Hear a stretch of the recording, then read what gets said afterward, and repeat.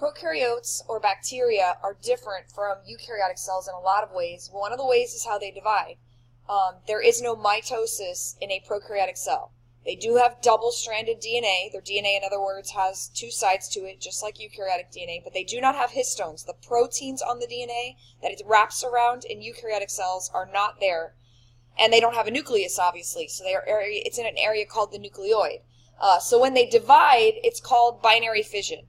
And basically, the DNA makes a copy of itself, and the cell splits in half. There's no spindle fibers. There's no coiling up of chromosomes. I would say binary fission, I believe they say it takes about 20 minutes for a bacteria to divide. So this is a very simple process. Even the simplest eukaryotic cells, the mitosis takes like 13 hours. So 20 minutes versus 13 hours. So again, the differences would be their DNA is not associated with histones. It's not wrapped around proteins.